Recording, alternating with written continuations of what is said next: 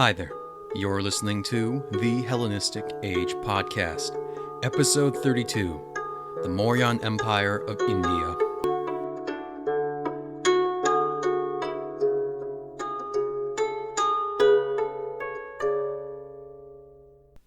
10 years being completed, King Piodases showed piety to men, and from that time onwards he made men more pious, and all things prosper throughout the whole world. And the king refrains from eating living beings, and indeed other men and whosoever were the king's huntsmen and fishermen have ceased from hunting, and those who were without control over themselves have ceased as far as possible from their lack of self-control, and have become obedient to father and mother, to elders, such as was not the case before. And in future, doing all these things, they will live more agreeably and better than before. Such is the royal inscription laid out in ancient Greek, carved upon the side of a mountain with its parallel translation in Aramaic listed beneath it. This rather philosophical proclamation, known as the Kandahar inscription, was found by scholars in the region of Kandahar in southeastern Afghanistan, and is held up as a remarkable example of the cultural diversity in the region during the 3rd century BC. The most fascinating aspect of this inscription is that the philosophy espoused is distinctively Buddhist, with the term piety interchanged from the complex idea of Dhamma or Dharma. And this carving is definitive proof that the ancient Greeks and Macedonians were exposed to the teachings of the Buddha to some extent. But who ordered it to be written, and why? The name mentioned, King Piodases, is the Greek version of the Sanskrit title Priyadarshin, literally translated as, quote, "he who looks with kindness upon with everything," given to Emperor Ashoka the Great, ruler of the Maurya Empire of India between 273 and 232 BC. Founded by Chandragupta Maurya, the empire was almost unmatched in its extent by any of the later powers who dominated India up until the arrival of the Mughals during the 16th century AD. At its height, it theoretically stretched into southeastern Afghanistan and Iran, covering Pakistan and almost all of India, except for the very southernmost tips of the subcontinent, and with a population numbering roughly 50 to 70 million people. In regards to our period, the Maurya had also ushered in an unprecedented level of trade and exchange between the Greco-Macedonians and India, engaging in diplomatic overtures that involved the likes of the Seleucid Empire and almost every major power in the Hellenistic world. In this episode, I wish to take a look at the Maurya realm, focusing on the reign of their first 3 and greatest kings, Chandragupta, Bindusara, and lastly, Ashoka. What is also important to cover is to see how the relationship between the Greeks and India had developed and flourished through the rather amicable understanding between these two seemingly foreign worlds. I must also ask my pardon for any mistakes regarding my pronunciation with Sanskrit terms, and as much as I have been practicing, I will inevitably butcher some of them here and there. As we often do, let us begin our look by understanding our major sources for the period of the Maurya. Generally, it boils down to 2 groups, native Indian authors and Greek ones. Perhaps the most famous native Indian written work around the time of the Maurya is known as the Arthashastra, approximately translated as the science of politics. Discovered in the early 1900s, this text is an enormous body of work written by the famous advisor and political mastermind in the retinue of Chandragupta, a man known as Kautilya or Chanakya. This work has often been compared to as being the Indian equivalent of Machiavelli's The Prince or Sun Tzu's Art of War, as it was written to serve as a how-to guide for Indian emperors on how to rule effectively, offering up wisdom and tips regarding diplomacy, warfare, and other aspects of statecraft. The discovery of the Arthashastra has greatly excited Indian scholars both in the past and the present, who were usually limited to relying on the classical works of Greco-Roman authors to uncover the history of the Maurya.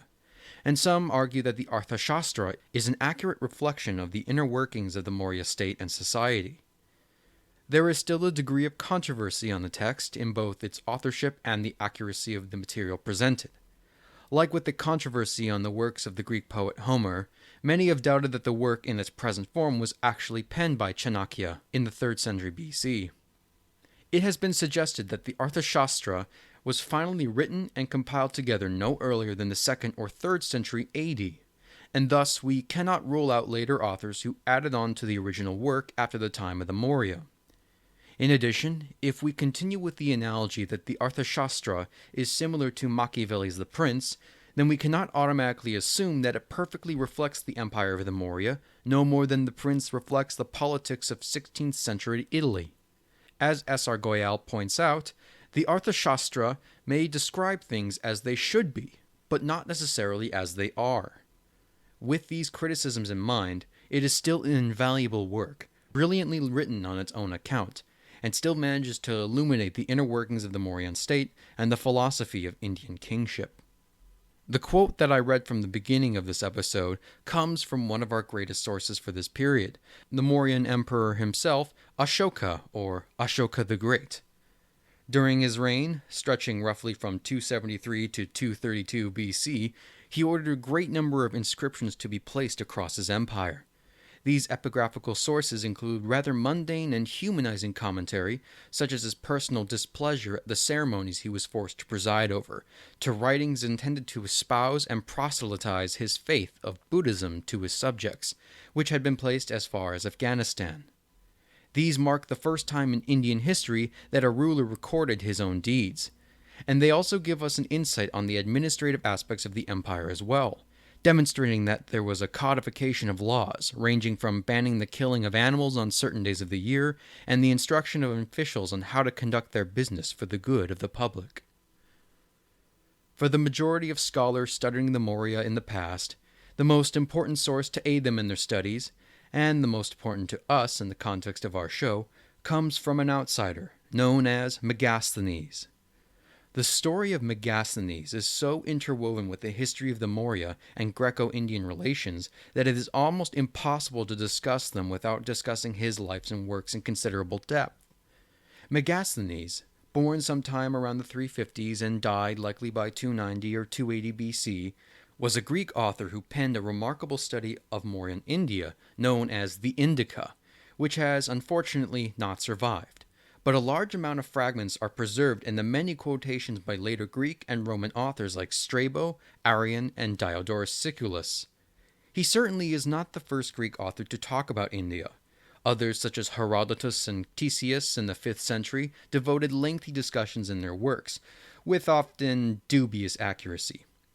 Contemporaries of Megasthenes like Nearchus, the Navarch of Alexander the Great, and Onascritus, a lower-ranked helmsman of Alexander's fleet, both wrote histories discussing their time in India during the Macedonian kings' campaigns, the former being reliable but concerned with the journey back home down the Indus River in 325, and the latter was heavily criticized for his often inaccurate claims, including by Nearchus, who was technically Onascritus's superior officer. Megasthenes, on the other hand, was a key eyewitness to the inner workings of the Mauryan Empire, as he was the diplomat sent by Seleucus I to the court of Chandragupta in his capital at Pataliputra, located in the modern province of Bihar in eastern India.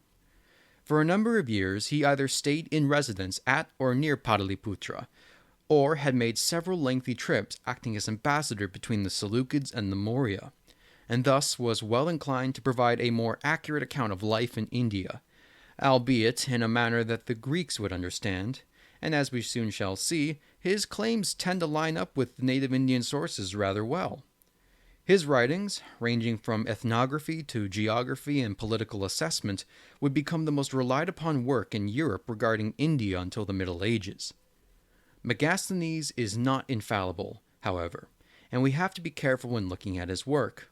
Megasthenes has a tendency to repurpose his observations on India into archetypes and imagery that would be recognized by his Greco-Macedonian readers, and sometimes he makes assertions that are flat-out incorrect, such as claiming that there was no such thing as slavery in India, and the mythical race of dog-headed people. It has become common practice to use both Megasthenes and the Arthashastra to compare and contrast to see what views fit with each other and which do not. And while this isn't a conclusive answer on how the Maurya functioned, as Richard Stoneman puts it, 2 pieces of evidence are better than none. Having covered our sources, I feel that it is appropriate to give a general outline of Indian history up to Chandragupta's time.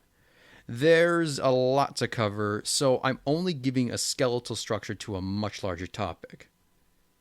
The origins of the earliest civilizations of India stretch back as far as the 4th millennium BC. As one of the great cradles of civilization, the alluvial plains of the Indus River system along the border of modern Pakistan and India fostered the development of complex urban cultures, what we typically know as the Indus Valley or Harappan civilizations, with famous cities like Mohenjo-Daro and Harappa reaching their peak from around 2600 to 1700 BC.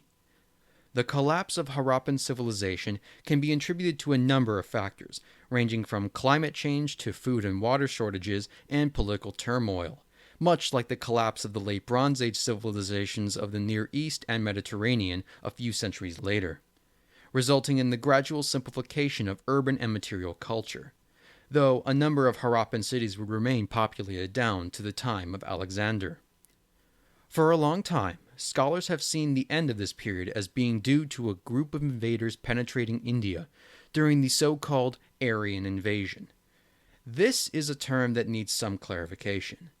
It is not the same as the ethnic designation Aryan that would be commonly misappropriated by the ideology of the Nazi Party and Adolf Hitler.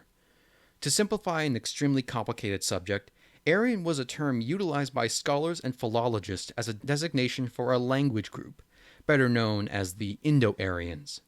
Indo-Aryans were a collection of peoples, not necessarily of the same ethnicity, who shared a hypothetical mother language that would be the progenitor of many of the languages in modern India, such as Hindi, Punjabi, and Bengali, which trace their roots back through the classical Indian languages of Sanskrit and Prakrit.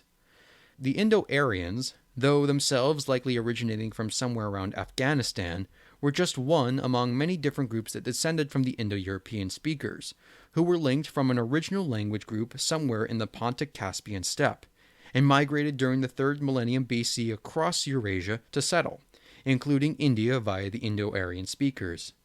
This means that classical Sanskrit and Prakrit speakers shared many similarities with languages like Latin, Greek, and Celtic, despite being thousands of miles apart. For example, the word king, which is translated as rex in Latin, rix in Celtic, and raj in Sanskrit. The original theory behind the collapse of the Indus Valley was that Indo-Aryan invaders moved into Pakistan and India around 2000 BC, bringing in more sophisticated weapons and tools like chariots and war horses, combated with the native Dravidian populations who would later become the modern speakers of languages like Tamil, and drove them south into the subcontinent. Further evidence was pointed to in the Rig Veda, one of the oldest extant works ever written in an Indo-European language, which chronicles the wars against the dark-skinned group of indigenous savages by these Indo-Aryan peoples. This theory has largely been discredited, and instead the origins of what would become Vedic India began less dramatically. The Indo-Aryans likely had settled in the Punjab for centuries prior to the collapse of the Harappans, and from 1500 to roughly 900 BC, these former nomads had developed a more agrarian civilization, gradually moving into northern and central India, settling along the Ganges River, which hugs the southern border of the Himalayas, perhaps in search for more suitable farming land. It was during this time that Vedic culture, as told through the Rig Veda and the other 3 pillars of Vedic literature, would flourish and lay the foundations of many aspects of Hindu India, with its rich mythology and social designations such as the caste system. But at this time, political organization remained relatively small scale, and Vedic society was centered largely on tribal affiliations. However, from the 7th to the 5th century BC, this began to change, as these tribal groups began to centralize and develop, transitioning into groups known as Mahajanpandas. Apparently 16 in number across northern India, these were generally either kingdoms or some sort of oligarchical system with many ruling figures spread out in clans. The increasing centralization of the Mahajanpandas also coincided with the rise of urban developments that were previously only seen at the height of the Indus Valley civilizations. In addition to this, there are some major developments happening in reaction to traditional Vedic ways of life, such as the birth of Jainism and Buddhism, which operated with much less reliance on the caste system. Outside forces began to make their way into India as well, with the arrival of the armies of Darius the Great of the Persian Empire in the late 6th century BC. They had managed to conquer the northwestern portions of India in Gandhara, and the subsequent taxation provided immense amount of tribute to the Persian treasury, spurring on famous legends of the utopia-like conditions of India and having apparently unfathomable amounts of luxury. The degree to which Persian administration influenced the development of the Mahajan Pandas is unknown, but the first great kingdom of India, the Magadha, would emerge from the 16 as the most powerful of all between the late 5th and early 4th century BC. Located in the northeast of India, the Magadhan kingdom would be the foundation that the Maurya would later rest upon, and Chandragupta himself would be seen as another ruler atop the Magadhan throne rather than the ruler of the Mauryan Empire. Approximately around 364 BC, the reigning dynasty of the Magadha was overthrown by a man known as Mahapadmananda, apparently the low-born son of a barber who managed to battle his way for control of the realm and expanded on top of it. The Nanda dynasty had apparently instituted some degree of administrative control, given the immense amounts of wealth they apparently accumulated, though the degree to which they pressed the locals caused immense resentment, as we soon shall see. With their great armies, numbering over 200,000 according to Greek authors, they managed to expand the kingdom's borders east and southwards. And with this very brief summation of Indian history, we can ultimately conclude a few points. The subcontinent of India was not uniform. Politically, there was no sense of a quote-unquote Greater India dominated by one territory, though a number of states had begun to exert greater control over others, especially the kingdom of the Magadha under the Nandas, which had resulted in a degree of urbanization that was more complicated than anything that came before.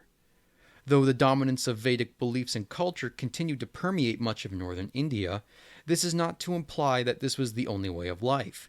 Jainism, Buddhism, and the various religions and cultures of the peoples who lived both within and south of the Mahajan Pandas indicated a variety of diversity of thought and beliefs. It is this landscape that would be present when the initial scouts of a great invasion force appearing over the Hindu Kush had begun to scope their way down into India. Alexander the Great had arrived.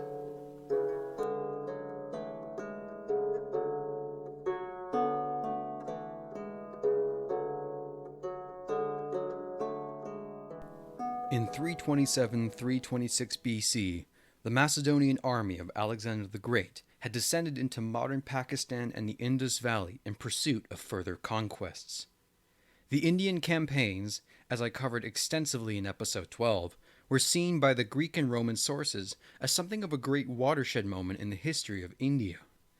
The Indian sources are rather silent upon the matter, treating Alexander as no different than the many raiders who would come and penetrate India over the millennia, and do not view him with the same reverence as either the Greco-Macedonians or the later Muslim conquerors, who like to compare their feats to that of Alexander's. This view can't really be blamed, given the brutality of the fighting and the many massacres of both combatant and non-combatant Indians by Alexander's forces, and the short amount of time the Indian provinces would remain under Macedonian control.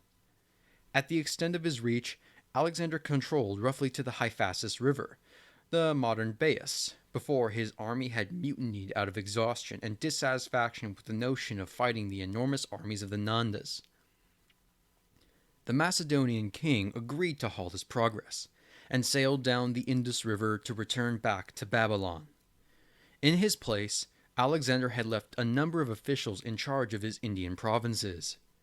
But by the time the king's fleet managed to begin their journey down the Indus, the stability of the region was already in serious doubt. The displeasure to foreign rule had been further aggravated by the ruthless ambition of Alexander's commanders, particularly that of a man known as Eudemus, who had overthrown the vassal king Taxiles in roughly 320, and also assassinated the more famous Poros shortly thereafter. Other men, Philip and Nicanor, continued to dominate the Indus region for a number of years, until the leading Macedonian powers of India were eventually toppled.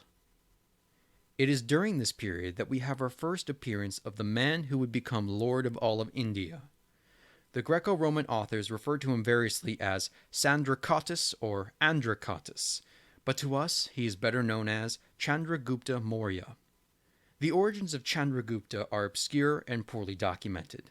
He was born sometime during the middle of the 4th century BC, maybe around the year 340 in the heart of the Magadhan kingdom. He is believed to have been connected to the Nanda dynasty through his mother, who was a royal concubine to the Nanda king. But there is a strong tradition that he was of a family of royal peacock breeders, since the Sanskrit word for peacock is Mayura. The Mauryas like to portray themselves as belonging to the Kshatriya warrior caste, mainly to contrast themselves with the Nandas, who were apparently of low origin, but evidence suggests that he may very well be of Shudra peasant background, though the latter claim is from sources possibly hostile to the Buddhist and Jain leanings of the Maurya dynasty, and the Buddhist chronicles claim he was of noble origin. Two main Indian sources give us an account of his rise to power. The account covering his early life comes from the Jain epic poet Hemachandra, who wrote a narrative poem in the 12th century AD on the history of early Indian rulers, including Chandragupta. In it, Chandragupta was conceived when his mother was convinced to, quote, drink of the moon, which was done by drinking a cup of water with the reflection of a full moon in it. Soon Chandragupta was born, and even from a young age he seemed to be naturally inclined to carry himself with a kingly disposition, a common literary trope present in the stories of Romulus, Cyrus the Great, and Alexander, since he would delegate and pretend to act as a judge over his other peers. As part of a great Machiavellian scheme, his advisor and mentor Chanakya whisked the young lad away to northern Pakistan, to the great intellectual center at Takshila, better known to the Indians as Takshashila, where Chanakya was a teacher and instructed the young lad in all things political. It is during his education here that he apparently comes into contact with the army of Alexander the Great, reported by the biographer Plutarch and Justin's epitome of Pompeius Trogus.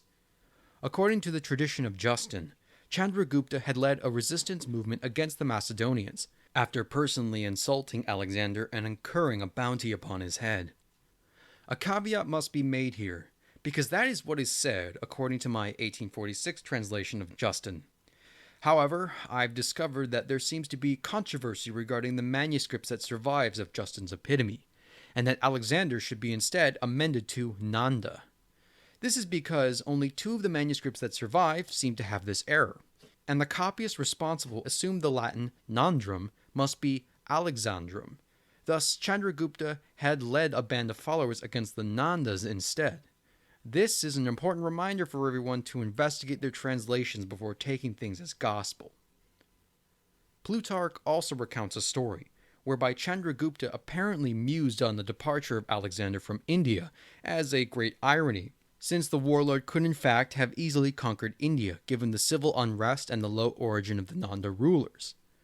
The impact of Alexander on the development of Chandragupta's political ambitions has been hotly debated, with some scholars arguing that the organization and imperial ideology of Alexander's campaigns had resulted in the increased complexity of state building in India, while others have argued that the Macedonian was seen as a foreign oppressor, and Chandragupta, as some Indian proto-nationalist, had united and liberated the peoples of India against outside rule on his own initiative. In some respects, the invasions of the Macedonians certainly must have had some level of impact, as Chandragupta possibly could have honed his skills in leadership and warfare while combating the remaining Macedonians. But our sources are completely lacking in this area, and much of it is speculative at best. Comparing the Greco-Roman and Indian sources on Chandragupta results in 2 major points of focus. The Greco-Romans imply that it was Alexander the Great who would spark the imperial ambitions of the soon-to-be Indian emperor, as Plutarch recalls in his Moralia that Chandragupta had honored Alexander afterwards as some heroic figure, while the Indian sources stress that it was almost entirely thanks to the political mastermind that was Chanakya. Events after Alexander also remain muddy, but in the latter half of the 320s, Chandragupta had declared war against the Nandas, and attempted to claim the throne of Magadha. In conjunction with Hemachandra's work, an Indian play known as Mudrarakshasa, dating to the 5th or 6th century AD, also chronicles the events of Chandragupta's war.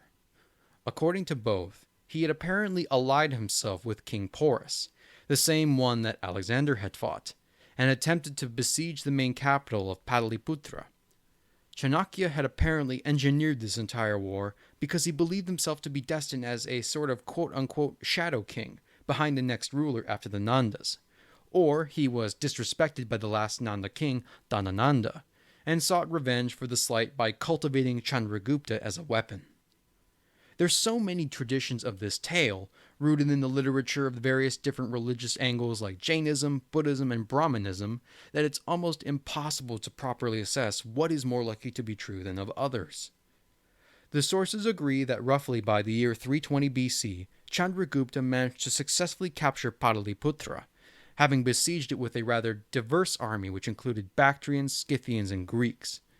In addition, the alliance with Porus had come to an abrupt end, some sources claiming that Porus had died because of political opportunism on the part of Chanakya, but an interesting theory has been brought up. According to Diodorus Siculus, the Macedonian general Eudemus had been the one to assassinate Porus, and was allied with Chandragupta, thus explaining why in the Indian sources they refer to Chandragupta's multi-ethnic troops, given that Eudemus had control of the regions on the borders of Bactria and Sogdiana, and it would reconcile within Chanakya's political pragmatism. The sudden collapse of the Nanda dynasty, though hastened by the military and political genius of Chandragupta and Chanakya respectively, was also indicative of the resentment built up towards their rule, with heavy financial burdens and quote-unquote their mean origin. This is still an impressive feat, given that the army of the Nandas numbered somewhere around 300,000, which according to Plutarch was enough to be the final straw for the Macedonians serving under Alexander. Chandragupta's rule over most of India would not be contested by any insider, but rather by an outside force. In approximately 306 BC, Seleucus I, one of the successor generals of Alexander the Great turned king, had launched a campaign in the eastern part of Alexander's former empire, capturing the territories of Bactria and Sogdiana. In an effort to retake control of the former Indian provinces, Seleucus invaded India in 305 BC, directly coming into contact with the army of Chandragupta himself. If you remember my discussion on the life and career of Seleucus in episode 29, you should remember that we already covered the Seleucid-Maurya War. Unfortunately, there isn't much to cover anyways, given the near absence of any particular details about the conflict. According to the Roman author Appian, Seleucus is said to have managed to penetrate the Indus River, though how far he got into the Indian interior remains a mystery. But the two engaged in open battle a number of times. The war would last down to 303 BC before a decisive peace would be brokered between the kings through a treaty with three clauses. Number 1. Seleucus would relinquish control over the Indian provinces of Arachosia and Gedrosia, which would be the portions of central and southern Pakistan. This meant limiting the Seleucid kingdom to the borders of the Indus River. Number 2. Chandragupta would gift 500 Indian war elephants, the best of their kind, to Seleucus. And number 3. A marriage contract between the Seleucids and the Maurya. These terms seemed to favor Chandragupta pretty heavily, since paying 500 elephants out of a stockpile of thousands was not a troubling investment to acquire territory of considerable size, and controlling the area of the Punjab allowed for the Maurya to control a region which acts as a highway for invaders. But this gift would prove invaluable to the Seleucid military in defeating their rival Hellenistic kingdoms, essentially kickstarting the Great War Elephant arms race, and India was the number one provider. The last clause has been heavily debated in the last number of years, with the original interpretation suggesting that a Seleucid princess was handed as a bride for Chandragupta, leading to the possibility that later Maurya kings like Ashoka would be of partial Macedonian descent. However, evidence suggests that the terms actually refer to the laws regarding Greco-Macedonians living within the borders of the Mauryan Empire. Many had been settled in Arachosia by Alexander, and inevitably would start seeking native Indian wives. According to the caste rules, however, the Greeks would be seen as casteless barbarians, known as Melekchas. The casteless position of the Greeks would mean that their marriage would not be legally recognized, and any offspring from such a union would also be casteless. After concluding the war between himself and Seleucus, Chandragupta would not live out the rest of his days as emperor. The Jain tradition seems to be the most commonly cited version of events, and according to Hemachandra, a 12-year famine had gripped India so fiercely that it pushed Chandragupta to voluntarily abdicate the throne to his son, Bindusara, in the year 298. The former conqueror and emperor would then become a true convert to Jainism, and chose to starve himself as an ascetic monk in compassion for his suffering subjects, and died the following year. By the end of his reign, Chandragupta had conquered all of northern India from the Bay of Bengal to the Sindh province of modern Pakistan, and laid the groundwork of consolidation to Bindusara, who ruled from 298 to 273. Bindusara's reign is not very well documented in comparison to his father or his son, but from what we can gather, Bindusara had continued to expand the realm to some degree, pushing further south into the subcontinent in a conquest either he or Chandragupta had begun. Attesting to his martial spirit, the Greeks recognized him as Amitokrates, possibly a derivation of the Sanskrit Amitragata, meaning destroyer of foes. His conquests would not be finished by the time of his death in 273, whereupon his son, Ashoka the Great, would bear the burden of rulership. Much like his father, Ashoka's life was subject to many legends and different accounts, though the primary source can be found in the Buddhist text Ashokavadana. The Buddhists claim that his mother, Subhadrangi, was the daughter of a well-to-do Brahmin, and was an incredibly ambitious young woman, making sure that she would become the primary wife of Bindusara. Through her charm and beauty, she entrapped the emperor's heart, and bore him Ashoka, whose name translates roughly to, is without sorrow. Ashoka's early years were not something to be envied. Though technically a prince in the house of the Maurya, he was considered a very ugly child, and was not the first in line to the throne, contending with a number of siblings to become emperor. He was given a posting as governor of Takshila, successfully putting down an attempted revolt. His rise to power is relatively unknown, but most accounts suggest that some kind of civil war had resulted in Ashoka killing a number of siblings, and the Ashokavadana claims he disposed 99 of them, which is quite the claim, but we probably can confirm he indeed killed a number of rivals before assuming the throne. Continuing the martial tradition of his forefathers, Ashoka sought to expand his realm and finish off the last conquests. Traditionally, it is during Ashoka's reign that we see the empire at its greatest extent, and very often when you look up at a map of the Maurya Empire, which I will include in the show notes for this episode, you will see the political reach stretch down to the subcontinent, just stopping at the very southernmost tip. Some scholars have posited that this possibly wasn't the case. The interior of India was notoriously challenging to campaign in, and filled with hostile tribes. Based upon the known distribution of Ashoka's edicts, there seems to be a definite outline of directly controlled territory, while the center has few, if any, to be found. If there was some quote-unquote grand strategy of the Mauryan Empire, the philosophy behind their decisions seems to be controlling the major highways of trade, which meant controlling the coasts and along the rim of the Himalayas, and it makes considerable sense, lest the administration find itself overtaxed and overstretched in trying to deal with provinces that were not profitable nor easy to make submit. This is perhaps why Ashoka turned to the eastern Kalinga kingdom, located largely in modern Odisha. They had resisted against Maurya rule for some time, and since they were located on the eastern seaboard, they were the logical next step in the conquest. Unsurprisingly, it was a rather brutal and bloody affair. Curiously, we have the recorded number of Kalinga's casualties, coming from none other than Ashoka himself. But unlike Julius Caesar's accounts of the Gallic Wars, who treats the number of enemies slain and captives taken as almost a point of pride, Ashoka bemoans having killed them, and appears to be remorseful. Quote, "Beloved of the gods, King Piyadasi conquered the Kalingas 8 years after his coronation. 150,000 were deported, 100,000 were killed, and many more died from other causes. Now, beloved of the gods feels deep remorse for having conquered the Kalingas. Indeed, beloved of the gods is deeply pained by the killing, dying, and deportation that take place when an unconquered country is conquered.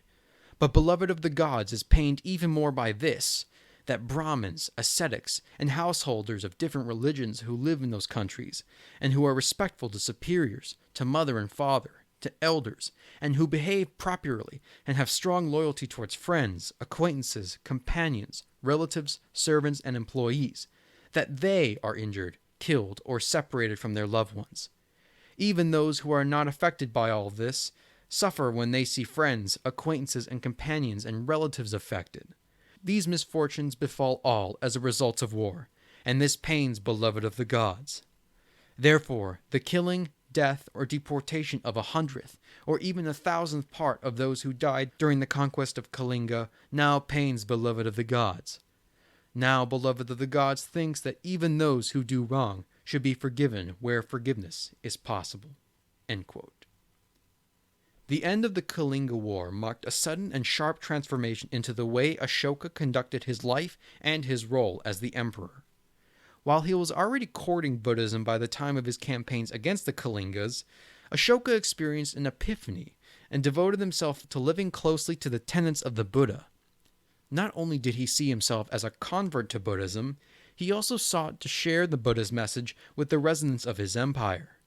He conducted a pilgrimage to Mahabodhi, where the founder of Buddhism had apparently achieved his enlightenment under a Bodhi tree, and established a great temple and the famous Diamond Throne. Ashoka then proceeded to do a round tour across the realm, engaging dialogues with the peoples of his lands, and sought to educate them in the ways of Dharma. And to immortalize his wishes and desires, he ordered the production of dozens of inscriptions along major highways so that his message would be spread, including in the languages of Greek and Aramaic, as I recounted earlier. His messages range from his lamentation over his cruelty during the Kalinga War to the urging or outright ban against eating animals on certain days of the year. In effect, Ashoka was to Buddhism as Constantine was to Christianity, overseeing the Third Buddhist Council and dispensing missionaries to preach. And though Buddhism would not remain as popular in its homeland of India, it would be carried on by successive rulers thanks to the work of Ashoka, and spread across into East Asia as one of the world's great religions. It is during the reign of Ashoka and at the height of Maurya power that we will pause our narrative, and instead turn to see how the empire was run, along with a regrouping of our friends Chanakya and Megasthenes.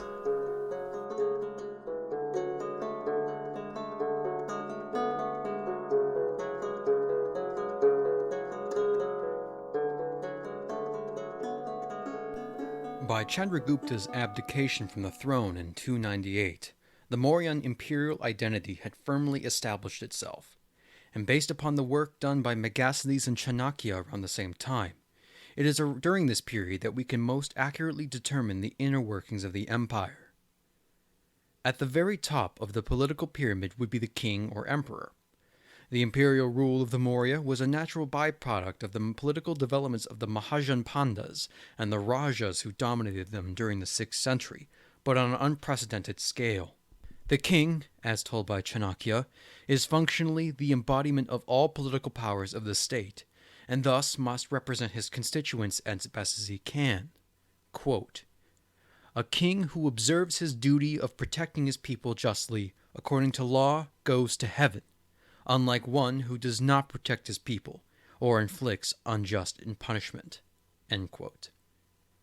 Chanakya further sets out how the king's daily schedule should be divided into 16 parts, 8 during the daytime and 8 during nighttime, much of it spent addressing the various needs and concerns of his kingdom.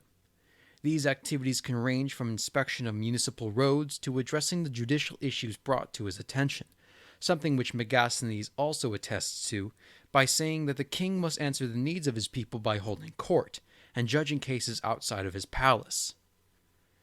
During the reigns of the first 3 Mauryans, the king was also responsible for overseeing matters of war and peace. The military might of the Maurya was reported by the Greco-Roman authors as being skilled and quite large, though the claim of 600,000 infantry probably refers to the population size that is able to be drawn for the army, rather than its actual standing value, given the immense costs in maintaining such a force. We don't have much in the way of visual evidence besides the reliefs of Sanchi, but based upon similar techniques and tactics to what Arrian describes at the Battle of Hydaspes in the army of Poros, standard elements appear. Bowmen using arrows with a length about 1.5 yards long that require the user to plant the bow on the ground just to be able to shoot it, war chariots, sword-wielding infantry, and of course, war elephants. Evidence suggests that Chandragupta used auxiliary forces drawn from the territories around him, including Macedonians, Bactrians, and horse archers, though to what extent he used them, or if his successors also did, is unknown. In the Arthashastra, Chanakya outlined his maxims regarding what a king must do when it comes to his foreign policy, the famous mandala theory. Under this presumption, diplomacy and subterfuge must be utilized to undermine your immediate neighbors that may pose a threat to your kingdom, and take over the neighbors that are determined to be sufficiently weak enough. Though open warfare may be more preferable in terms of righteousness, the good of the kingdom prefers pragmatism over honor. And if the king can get away with assassination of a rival instead of mobilizing his army, then all the better.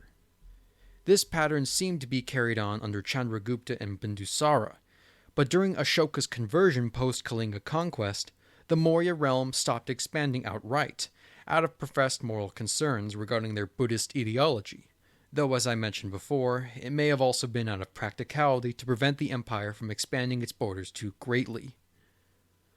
To assist the king in his endeavors, his immediate person would be provided with a group of counselors, whether political advisors like Chanakya, Brahmin priests, or other officials.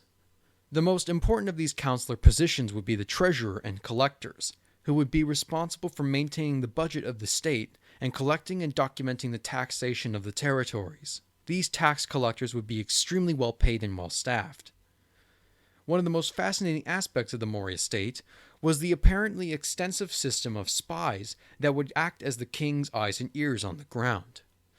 Chanakya spends a great deal discussing the role that espionage and spies would play in the ideal kingdom, and emphasizes the need to watch out for internal dissent above all else before proceeding outwards. The spies should be generally inconspicuous, yet frequently be able to overhear the important what's what. Occupations like artisans, sweepers, and prostitutes were generally preferred. And Megasthenes agrees on this, but emphasizes a part about the prostitutes. The realm was divided into 3 categories: core areas, conquered areas, and buffer areas. Core areas were heavily administrated, and would be where the bulk of the political authority would be based around, such as the Magadha region. Conquered areas would be recently incorporated provinces such as the northwest region that was part of Alexander's former empire, and the conquests of Ashoka and Kalinga.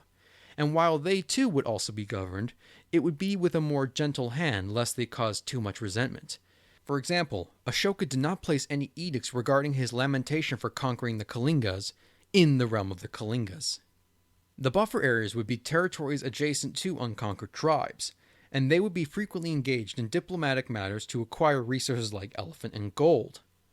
Outside of his immediate self, the king would delegate power to other individuals as the empire was broken up into 5 sub-provinces. The first province at Magadha would be controlled directly by the king, and the other 4 would have their own governors, generally staffed by members of the royal household at the provincial capitals, the most famous being Takshila. These provinces would be again broken down into districts, watched over by various administrators of different levels, acting as judges of local or provincial towns, or overseeing particular aspects of the economy and taxes. Megasthenes observed these bureaucrats, calling them officers, who were responsible for many of the same tasks, including public works and regulation, and were divided into 6 different classes or groupings. To facilitate faster communication across such a giant swath of land, the Maurya constructed what the Greeks refer to as the Royal Road, recalling the same system utilized by the Achaemenid Empire in Persia, but is often more known today as the Grand Trunk Road. From what we can gather then, is that the empire was remarkably well administrated and centralized, whose complexity was able to provide the necessary support in governing an area approximately 2 million square miles. The administrative center of the empire would be located at Pataliputra, located in the northeast province of Bihar, adjacent to the modern capital city of Patna. While the city was built in the early 5th century BC by the previous rulers of Magadha, under the Maurya it would reach new levels of affluence and political supremacy. Megasthenes reported to have visited what he called Palimbothra, and was quite impressed by the scale and size of the great city, despite coming from the employment of a city founder like Seleucus I himself. He describes it in considerable detail, locating it at the intersection between the Ganges and Son River. Its dimensions would reach somewhere around 1.5 miles in length on either side. Fortifications such as a wooden wall containing 570 towers and 64 gates to enter and exit the city, and a great moat that spanned 200 yards in width and 60 feet in depth, plus crocodiles to make quite a formidable barrier to enemy attack. But apparently it also acted as a sewage disposal system. It has been calculated that the dimensions of the city suggest a population of 400,000 individuals that could be supported, making Pataliputra perhaps one of, if not the most populated city in the world during the early 3rd century BC. The magnificence and description of the city did not seem to agree with the recommendation of Chanakya, who believed that cities should be square in shape and have stone fortifications rather than wood. But it was during the reign of Ashoka that stone was likely added to the structure of Pataliputra. In many ways, the Mauryan Empire's patronage over the city included design philosophies from outside of India, such as Ashoka's construction of open hall palaces reminiscent of the Achaemenid Persian palaces of Ecbatana and Susa and Persepolis, and it also incorporated Hellenistic style columns. These would be adorned with beautiful Indian sculptures, which seemed to be the defining art form of the Maurya, and they loved to use distinctively Indian motifs, such as peacocks, palmettes, and lotuses. And for the best example of surviving Mauryan art, look no further to the reliefs of Sanchi, famous for their detail and complexity adorning the Buddhist stupa shrine, or the famous pillars of Ashoka, adorned with the carvings of 3 adjacent lions, which has since become the national symbol of India. When it comes to the people and society that functioned in Mauryan India, Megasthenes has quite a large amount to say, including a commentary on the caste system. To unfamiliar listeners, the caste system is a hierarchical structure that divides much of modern Hindu-Indian society into separate components based upon their birth and family, and limits the amount of social mobility of members of that caste. In ancient India, this has been largely established during the Vedic period, and would separate Indian society into 4 sections of descending rank: Brahmins, Kshatriyas, Vaishyas, and Shudras. Brahmins, which Megasthenes refers to as the Indian philosophers, formed the religious backbone of Vedic society, and therefore held considerable political sway, though under the Buddhist and Jain leanings of the Mauryan emperors, they did not hold the same position as they once did before. Kshatriyas were the upper nobility, forming much of the ruling and administrative elite warrior class that acted out the needs of the emperor. Vaishyas were a mercantile and agricultural class, often raising valued livestock and animals, or establishing trading communities. The last caste are the Shudras, the vast majority forming the peasants who would work the lands of the agriculturalists, though the difference between Vaishyas and Shudras was often blurred, as the Shudras could sometimes be found involving themselves in trade and exchange as well. Most of the population would be involved in agriculture to some extent, and donated their taxes in the form of coin money, which was used extensively by the Maurya, or if they were artisans or crafts workers, they could be called upon to dedicate time for the state. These fields would often be worked by mainly the Shudra class, but slaves were also frequently employed, contrary to Megasthenes' claim that slavery did not exist in India. Outside of the caste would be the Mlekchas, barbarians of non-Indian origin which include the Greeks and steppe nomads, and they were not legally recognized for marriages to Indian men and women, which was one of the main points of discussion brought up in the treaty between Seleucus I and Chandragupta. Megasthenes seems to identify aspects of the caste system, and recognizes the 4 levels, but extrapolates it into 7 divisions of society. This may be due to the fact that 7 is a popular number to be used by Greek ethnographers to ascribe to foreign peoples, but more likely is that Megasthenes was just confused than anything. Romila Thapar suggests that the caste system under the Maurya was not as rigid as it would become in later periods, since caste is strongly tied to Hindu teachings versus that of Buddhism or Jainism. but being a peasant under the Maurya was probably not that noticeable a difference compared to earlier or later rulers, much like many other parts of the ancient world. In regards to the Hellenistic world, the negotiated treaty between the Maurya and the Seleucids would be the beginning of a strong diplomatic relationship between the Hellenistic kings and the Mauryan emperors afterwards. In addition, it would foster some of the highest levels of exchange and interaction between the worlds of India and the Yona or Yawanas, the rendition of the word Ionian, which would become the standard Sanskrit term used to refer to all Greeks. Royal diplomats would be routinely sent between the Hellenistic kingdoms and the Maurya.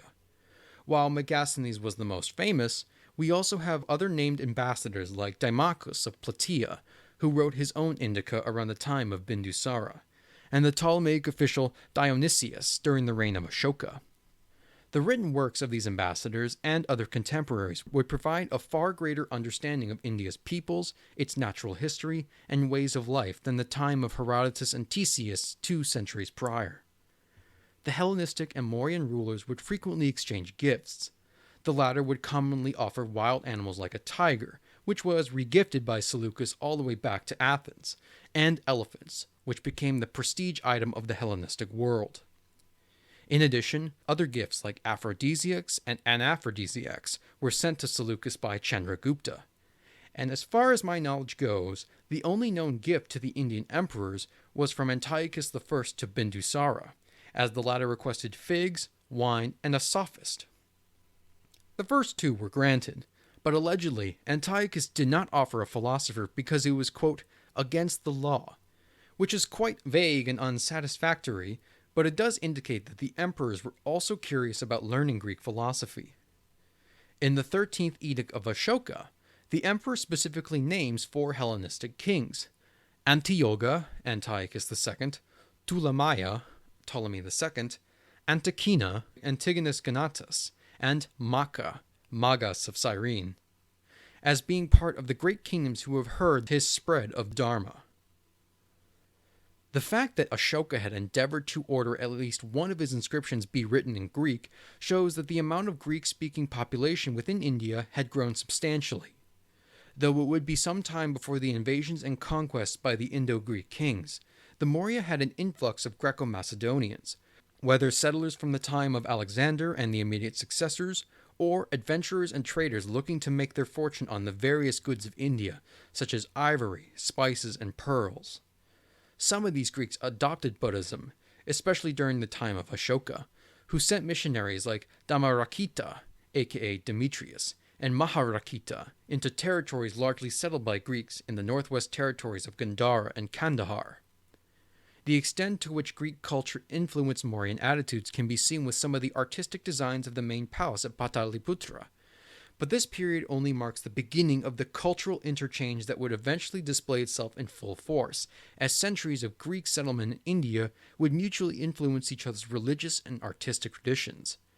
Consider this a teaser for my eventual discussion on the Indo-Greek kings and Gandhara way down the line. The death of Ashoka the Great in 232 BC generally marks the end of the height of the Mauryan Empire, as the successors seemingly were not up to the task at handling the problems that would begin to plague them, based upon the limited evidence in the historical record.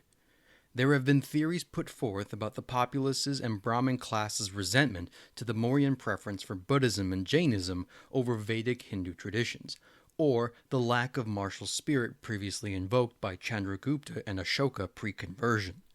These remain largely speculative, but the conquered provinces fell away one by one before the last Mauryan emperor, Brihadatha, would be murdered in 185 BC by a rogue general named Pushyamitra Shunga, who would begin his own primarily pro-Hindu dynasty.